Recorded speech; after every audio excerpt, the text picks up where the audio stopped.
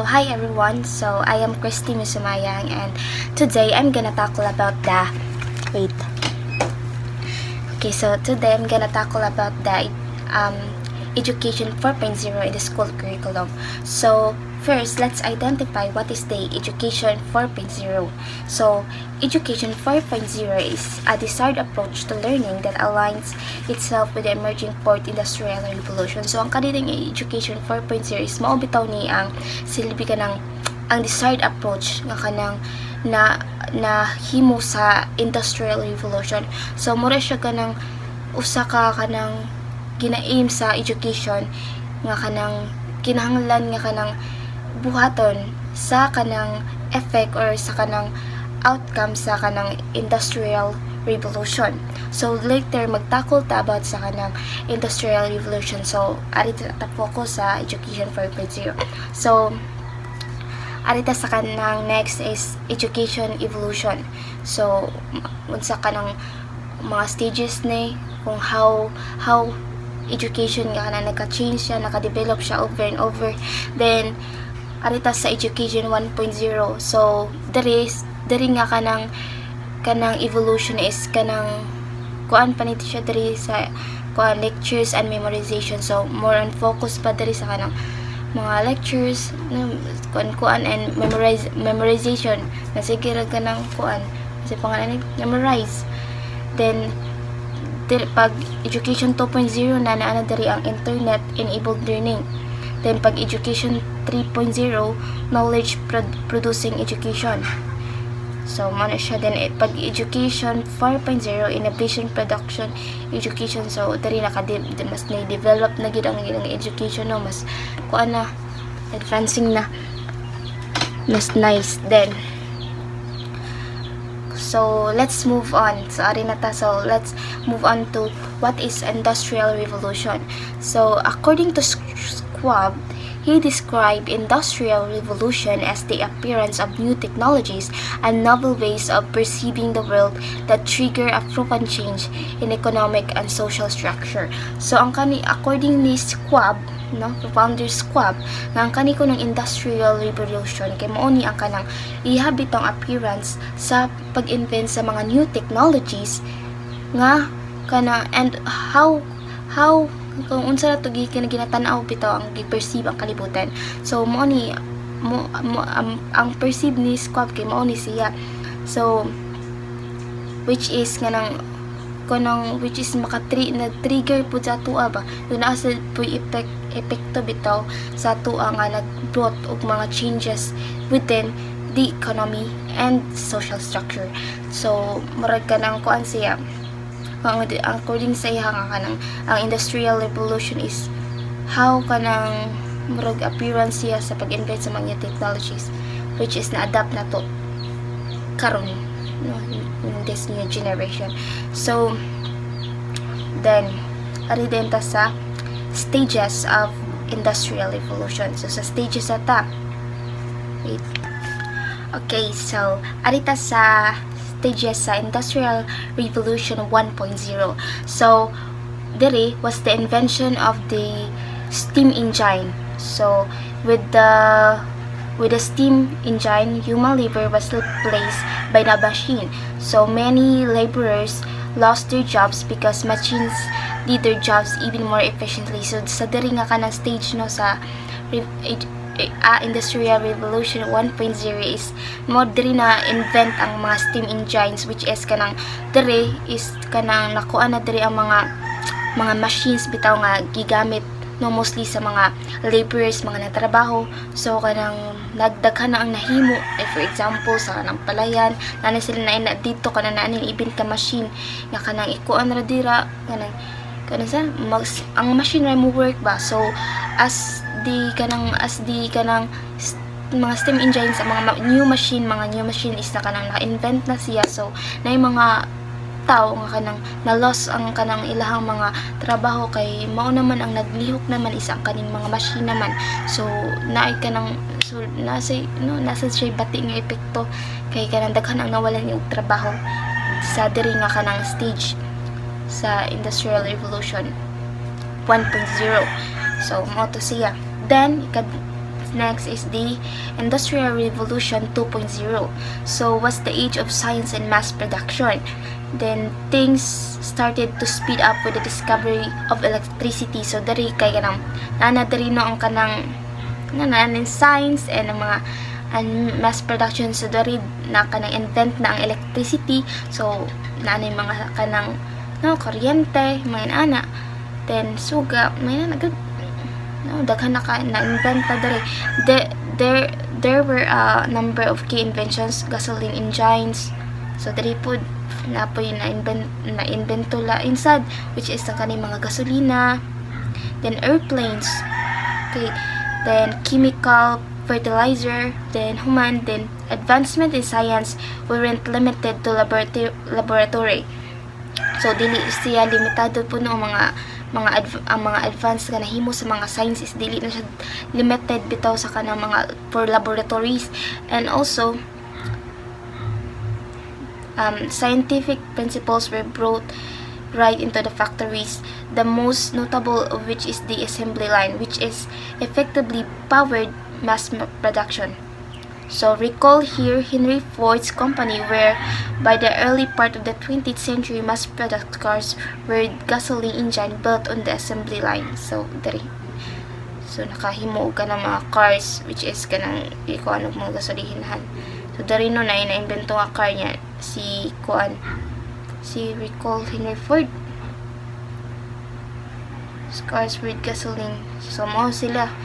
Recall here, Henry Ford's company, sila din nakakuan sa kanang sakyanan day and mga ang gasolina. Sila una nga kanang naka-invent ani ang sakyanan with gasoline. Nakuan niya gasoline. So next is Industrial Revolution 3.0. So is the digital revolution. Okay, so this is the digital revolution na sa 3.0.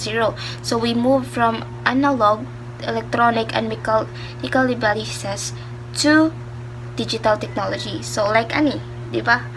So diri na invent mga digital. So ang katong sa mga computers before, mga electronic, mga ana, wala na to. So na move na siya sa true digital, like laptops, mga ani. Then human which wait. So we are now enjoying the blessing of digital revolution, computers, cell phones. So diri no kay kanang na-enjoy na nato ang kanang unsay pangalan ni na-enjoy na to. So the fact is kanang na-enjoy na to ang kanang advancement bitaw nga nahimo sa Industrial Revolution 3.0, which is ang digital revolution. So mo na siya. We used to tune in our television with an antenna. This is now replaced by internet connected tablet. Let's use stream movies. So instead no sa una nga kanang kuan pa to magamit tag television with antenna karat-karat pa, pero sa pag-Industrial Revolution 3.0 na is dili na ana. So ni-develop siya, which is kanang signals, nag-use na og signals, which is dili na pud hanap, which is kanang ni-develop advanced na kayo. Musa na-enjoy na to sa to ang mga part. Then arita sa Industrial Revolution 4.0. So is computers connected to computers. So it's the interconnectivity, it's the internet of things. So or artificial intelligence. So diri na nga ang na AI. So sa ato ang karon nga generation na AI, which is kanang computers connected to computers na. So in just one click na mahibaw na tanan na ang kanang mga source sa mga information, everything na nakuan diri na all the rest of AI. So grabe na kayo brought og changes bitaw no ang Industrial Revolution no, ang stages niya, how it was changed throughout the generation to generation. Then in IR 4.0, we have robots, driverless cars, genetic sequencing and editing. So manani mga robots ni nga kanang una invention, mga driverless na, dili kayo last na kanang pag-drive, dili hassle. No, dili na siya hassle. And genetic sequencing and editing, no na mga editing sayo na sad kaayo. Sa kay sequence naman na anay sayo na kay kanang naanay kanang bitaw sa kanang ko ano, dili siya hassle kay kanang nara siya information nga siya guide in order mga maka-edit kag tarong like for example ana. So mga printing, no na mga prints, mga print na mga now, mga unsa pa na dira. So grabe gid kay na advance ang kanan ko ano, grabe kay changes nga nahatag bitaw sa industrial revolution. So we can know anything, anytime, anywhere. So makibaw gyud siya bisag asa ta, bisag nagunsa pa ta dira. So makakibaw ta in just one click ng kayo ra kaayo. Then the internet of everything, stem cells curing becomes obsolete. So usay sad kanang nahimo na natong na kuan na ta ba, murag na isolate na ta, murag dili na nahimo na tang kanang paniriso tungod na ana na isolate na ta ni ana. And with genetic sequences and editing, we can now remove the sickness. Okay, so okay, basta mo na siya. So sa changes nga gibrought sa Industrial Revolution 4.0, so unsa ka ang education, no, unsa kay kahimtang sa education, and unsa may kinahanglan nga i-teach bitaw sa education sa mga bata. Okay, so now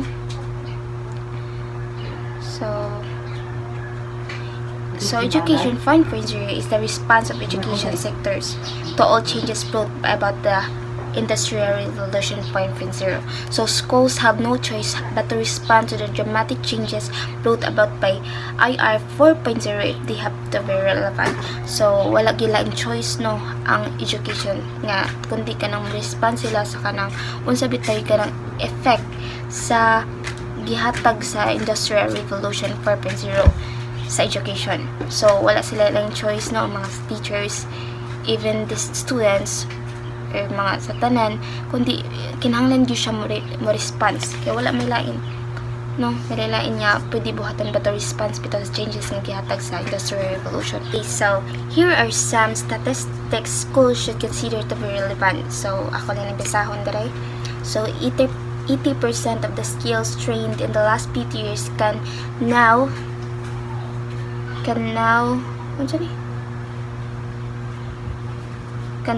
be outperformed by machines. So then 65% of children who entered into 2018 will work on a job that have not been invented yet. So money ang kanang ko ano kinahanglan nga taught sa schools, sa education sa mga bata. Then 49% of current job have the potential for machines replacement, where the efficiency of machine routinized job can be done by machine with greater efficiency than human laborers. So dapat ikuan yun sila na knowledge yun sila about ani manikin na aim sa education considered to be relevant in education sa pagtudlo sa mga bata. So naadiri no ang 10 skills demanded by and IR 4.0 or Industrial 4.0. So naadiri no complex problem solving, then critical thinking, of course kakuan ng bata critical thinking, then creativity and people management, no, maka-manage siya silang tao, coordinating with others. That's why makipagkuan sila, makipag-coordinate sa uban, maka-participate sila sa uban, makihalubilo sila sa uban.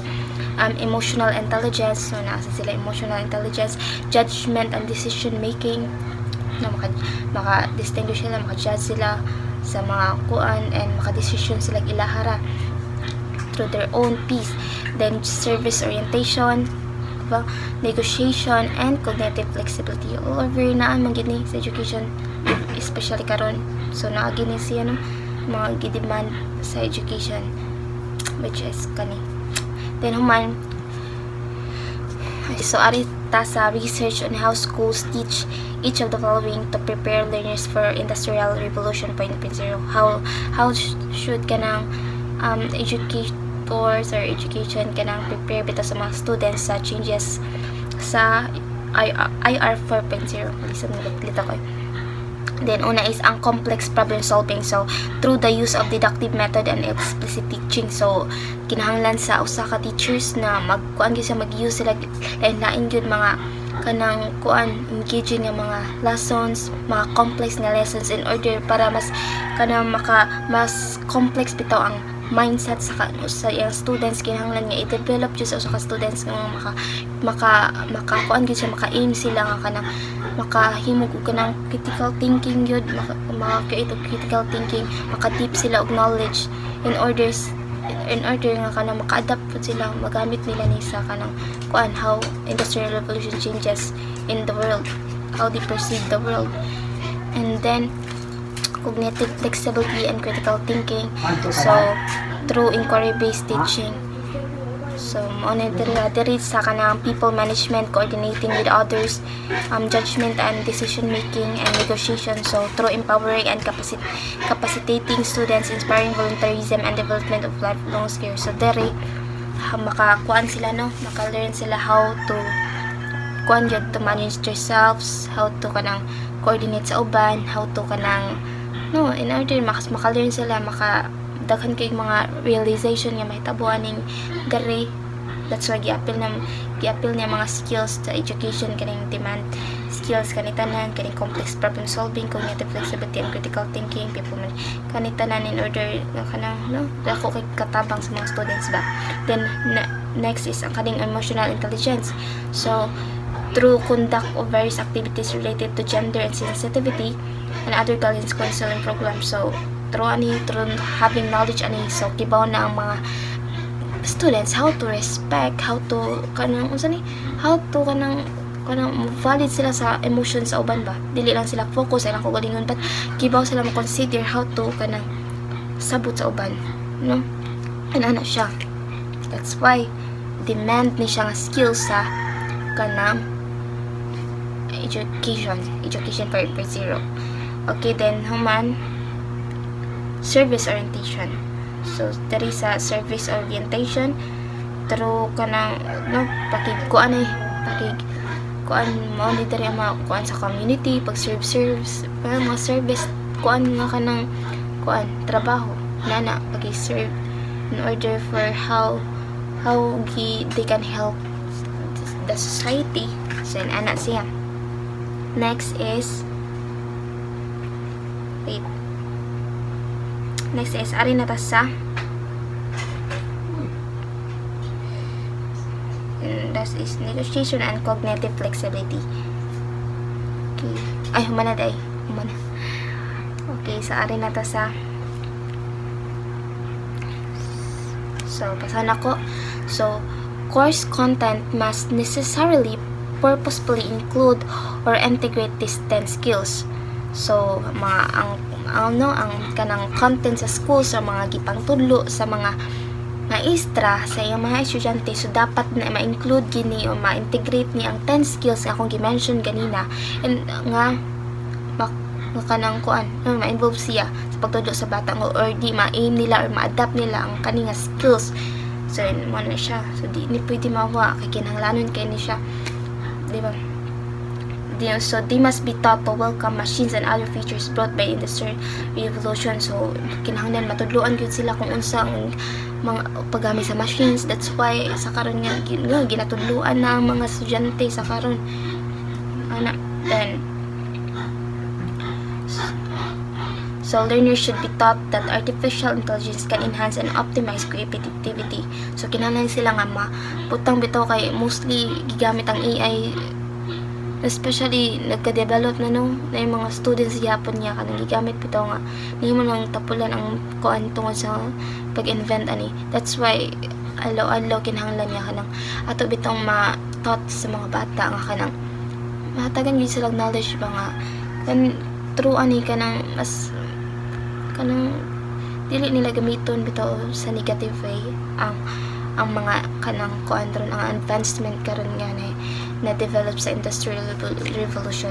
So that's why nga kanang kuan dire maka-realize sila nga kanang through sa pag-invent aning mga AI is maka-wide pa bitaw sa ilang creativity maka-help sa ilaha, but in a positive way. And also, learners must be made to understand that artificial intelligence cannot replace works in creative job but can do routine job at the service of humans. So, kinahanglan niya masabtan sa mga bata nga kanang ang artificial intelligence is dili mapuli na ba nga sila no halos ang mo trabaho, wala nila kanang dili nila mabuhat ang mga uban, no, manhimon mo lang tapulan tungod kay magsige na magsalig bitaw sa mga kanang just one click na ana tanan, bisan pa sa mga machines or sa mga machines, especially sa mga kuan di na kahalos makatrabaho kay kuan naman kanang sani mas focus naman sa kanang kuan, mas nagagad naman sila sa mga machines nga nabuhat, dili naman magkuan sa mga kusog nila, like for example in ana, which is dili gihapon no negative kay nga kanang kuan ba dapat as a educators or kanang kuan kinahanglan nga matudlo gini how kanang unsaon gyud kanang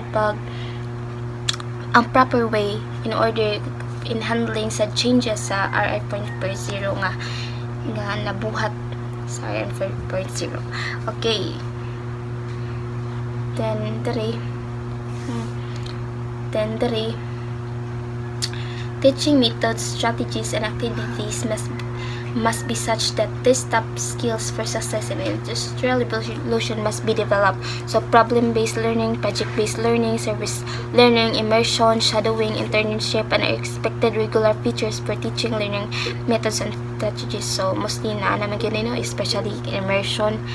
So pag high school na to, mga high school students pa daw nag-graduate, mga senior high, which is kinataught na ng mga immersions in order nga kanang kuan sila ma-prepared sila in kanang kuan yun, no, na real world. So dapat na agin ni sila mga projects dili gini mawala in order ka-help man pod sa mga students in order for creativity and problem-based learning. So mga lesson nga kanang kinahanglan nila sa paron, like for example no na diri na nga kanang mga research or even may mga research nga sila ray maka kuan ba unsa ni kinahanglan sila paron na sulbad nila. And so mo to siya. So model of teaching shall be flexible. So kinahanglan niya flexible siya, no, dili lang siya mag-focus sa usa but kanang daghan kinahanglan nga ang teaching strategies is kanang kuan gina siya kanang dili siya mag-focus sa usa but kinahanglan nga dili lahi sila in order para engaging ang kanang teaching or ang lesson. So we can have flipped classroom where students are given to problems or questions in class. Today ang maestra is maghatag siya mga questions sa iyang mga estudyante and they are the one who kanang find answers ana. So ipag-go at sila in order para ma-experience gito nila no sa kanang ilahar yung unya in order niya ibalik nila is kanang musurya na sila unsay answers unsay ilang na kanang na realize or unsay ilang na experience atong kanang imuhang kanang ilahang pagkanang sipan ilahang ilang mga kanang na sagap nga answers unsay mga conclusions nga ilahang na kuan na adapt. Then assessment of learning will not be limited to paper and pencil test. The assessment of knowledge skills and done through more authentic modes of assessment. So dili lang dili lang kanang mag-focus bitaw sa paper and pencil test, which is kanang suwat-suwat, no, kanang unsa ni pangalan ni test papers yan masigirag kanana naadara mga test papers or mga papel. So dili na kundi daghan pa nga mga assessment ka pwede pambuhat, which is kung assessment baron ka skills, no, daghan man assessment baron sa kanang mga skills sa bata ipabuhat nimo sa ilaha. Ano daghan kay sing klase nga kuan dili lang kanang kuan, like for example sa kanang sa pangalan ni basta daghan king assessment ka pwede mahimo and di mo siya focus sa paper and pencil test. So maora to. So thank you. Maora to guys.